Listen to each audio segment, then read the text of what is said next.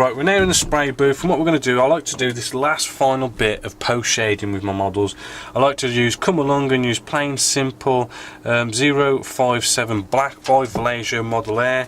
But what we want to do, we might want to make this really, really thin, right, about 90% thinners. Right, and we want to do this because black is quite a strong colour, and you can really sort of ruin a model if you put too much black in here. So what you want to do is you just want to put, a couple of drops. 1, 2, 3, 4. Right, let's give that a mix. I can just find my paintbrush. So just getting our paintbrush and making sure this is all nicely mixed in together. Right, and we should have a real nice, very thin, very transparent mixture. So let's just test this. Right, and that's looking good. Right, we can actually whack our PSI as well down to about maybe 15% PSI. Right, because we're going so thin, we don't need so much PSI to blow it out, and because we're going to be getting close as well, you know, we want to have that low PSI to kind of prevent spidering and that sort of thing. It's a good idea to keep kitchen paper towel on standby, just to keep wiping your needle, because you're going to probably get dried up paint on the needle quite a bit. So what we want to do is this bit of a last bit of post shading stage. What I like to do is just target flaps and all those kind of things. I just want to give that a bit of a post shade. Right, so getting that biting point, getting that nice bit of a biting point, we've kind of brought out what is a well-known dirty area. Right, and I'm doing it again this side, just bringing out these flaps just to kind of show that they are a bit more dirtier than everywhere else, as well as the rear, tail, all those places. Because we've got nice thin transparent paint, we shouldn't have to worry too much about making a bit of a mess. Other places as well you might want to kind of do this as well. Let's maybe bring you in a bit more closer. Is we've also got our exhausts just here. Oh, sorry, you are way off camera then. Right, we've got our exhaust here. We might want to just kind of do a bit of black here as well, getting that biting point, and sort of try and flick it to make a bit of a sort of a smoke stream going across a little bit. Kind of maybe come in from a couple of angles as well. Again, right, we're coming in, we're just going to do a bit of a kind of a flick across with a black. And what I mean by a flick is we sort of, as we go across, we come off the air and paint. So we come off, we come forward on the trigger and come up on the trigger at the same time. Right, and that's what we can also do where our gun bays are as well. We can do also, let's get you, try and get you on camera, sorry. Where did you go? There we go. And we could do the same here where we do that flick, where we get our biting point and then we flick across, but we come back and stop the air, we stop the paint flowing as we're flicking right across. So it's a very quick, rapid action, which gives us this kind of nice bit of soot, gun barrel dust coming off when they fire the weapons, to kind of say that this is in a war, it has been fighting, the weapons have been used. Right, but be careful. I mean, this is a technique that some people can go over the top. I've gone over the top before, and you have these big black streaks going all the way down the wing, and it just looks a little bit kind of out of place. Maybe just a little bit, maybe around the engine. Quick little spray there maybe. You could also, I mean, your decals as well. I mean, your decals haven't had that much kind of spray weathering, so you could just give that a quick light sort of mottled effect, quick sort of maybe 4 inches away, a quick sort of blast there as well, just to kind of sort of, we're not kind of doing any kind of spraying it completely black, it just gives it that little bit of a dull down. And just remember, we've got all our sides here as well, give this a bit of a mottled sort of dull down as well. You know, being white, it is kind of in your face, so we want to make sure that gets a little bit. I've just broken one of the little pieces there. I'll have to glue that on again later. There we go, we just mottled that down, and I've just blown my little piece. I'm just picking that up and putting that aside. And then underneath, you also want to do the same underneath here. Get those decals going. Right, and as you can see, I mean, I've just kind of sprayed on that, and I mean, it's not really brought up the black that much, it's just lightly bringing it out. That's the beauty of having such thin down paint, is because you want to make sure, you know, you're not actually spraying it black, right? And again, we can do the flicks on the gun barrels. There we go. Not to go too far with it. Coming off paint and air as you're flicking across to give you hopefully a nice pointy streak. And there we go, that's looking quite good. I'm liking that. There we go. Now what we also want to do is we want to go off and we want to do all our little pieces as well. Our rockets are looking a little bit bare. Let's put this out the way 1 second. Yeah, our rockets are looking a little bit bare, right? So maybe just a bit of a quick black spray on the underside. Maybe where we've got a bit of a panel line here, we could give it. Let's push this down a bit. It's coming off. Maybe where we've got a bit of a panel line, there's a bit of panel line here. Give that a bit of a brush. Maybe kind of do a slight bit of mottling all around, and it just kind of just gives it that little bit of weathering to it. And we've got 8 of them to do. The propeller, that could do like a little bit of a blast. Even your fuel tanks, just do the kind of the same thing there, and that kind of just finishes off all that last bit of post shading. Now that we've done all that weathering, we're basically done now. This is where we get to that final stage that I absolutely love, where we get out the matte varnish and we start finishing this. So what I'm using a 50-50 mix of Winsor & Newton's matte UV varnish. There is a product review on this on the Genesis Models website under videos, and I'm mixing it 50-50 with our homebrew thinners.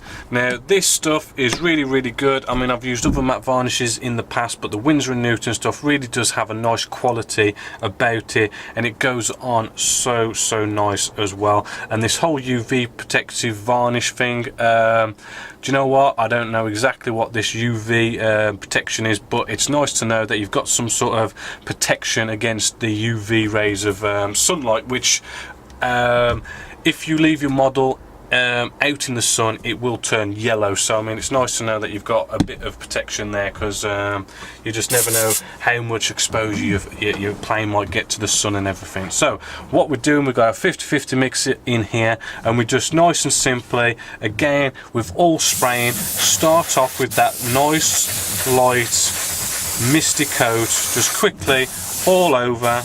Right, I've just done a quick spill there, so let's just quickly mop up so it doesn't go down onto the needle end and just blast off. And again, we're just doing a very quick light misty coat, going all around, getting our leading edges.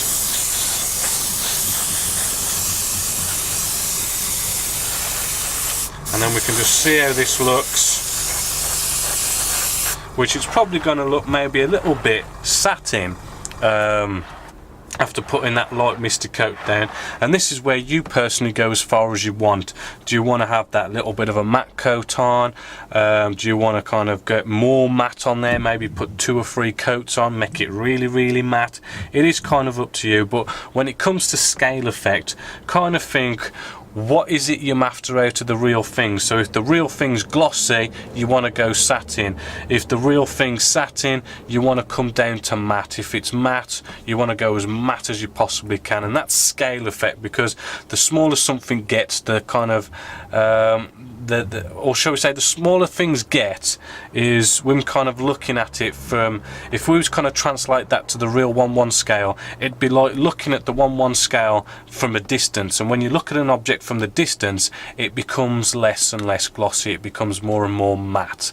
You know, and that's why we come down to matte from as glossy as it gets. All right, so I'm now going to go over this and get this all nicely sprayed matte.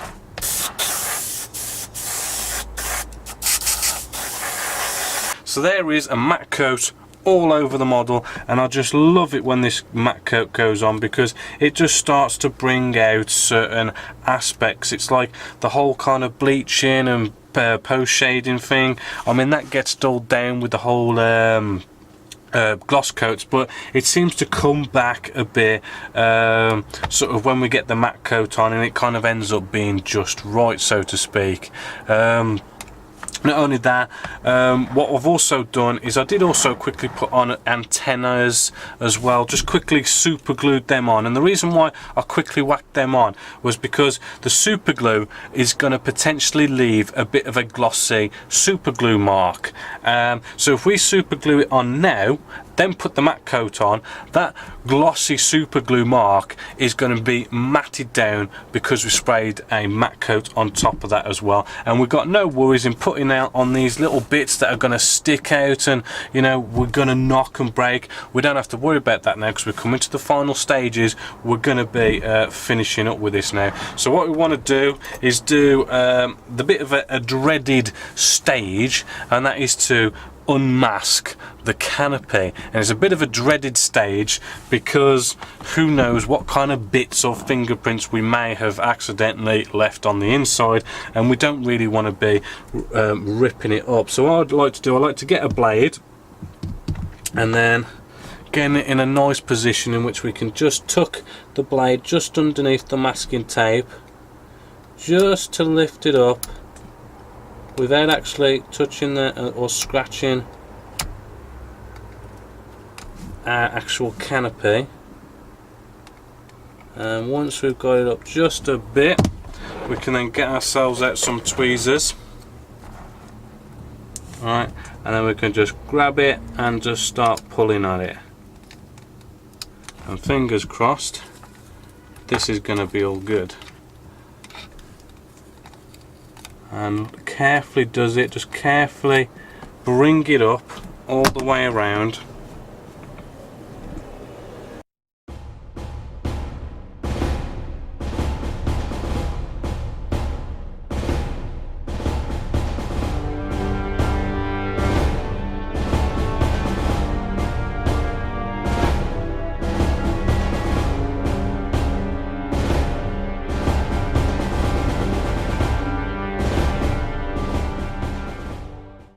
So there we go, canopy all unmasked, and it's not looking too bad actually.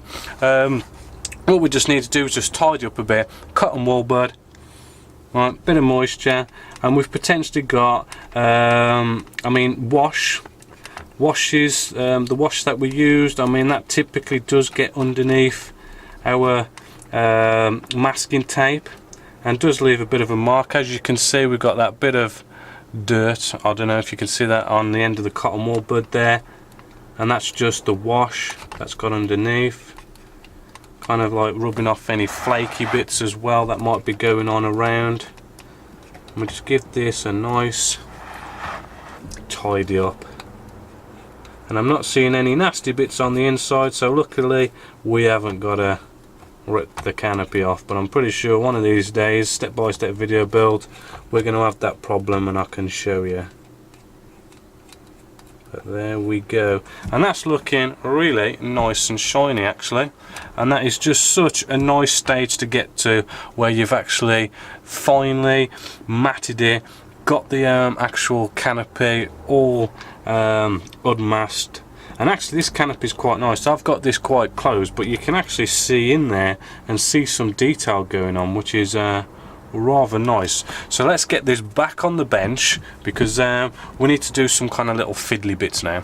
Let's get on with some last bit of painting, and that is just to kind of nicely paint up those kind of last bit of indicator lights and navigation lights, those kind of things. So I like to use Ruin Fang Steel by Citadel as our kind of silvery normal lights, and then we've got Evil Sun Scarlet for our red by Citadel, and Warpstone Glow for our green. And what we want to just simply do is just kind of nicely open up our pots. We've got to give them a shake first. Right, just like so, and then we want to carefully bring you in, and let's just paint our first bits. Right, and we've just got this bit of a light on the back of here. Right, and you just want to kind of dab it in. It is like a nice recess, which does make it a bit easier to paint. And there we go. That goes on there. Then just on the front we've got these other two little lights as well. So we just want to give these a quick little paint as well. Now these do look kind of blue inside, so I don't want to kind of paint the whole square light all silver. I just want to put one little kind of circular kind of dab in there, sort of thing, just to kind of try and represent a little bulb. When our clear bit goes on there, that should look quite nice. And again, the other side, we give that a nice little circular dab as well, just like so.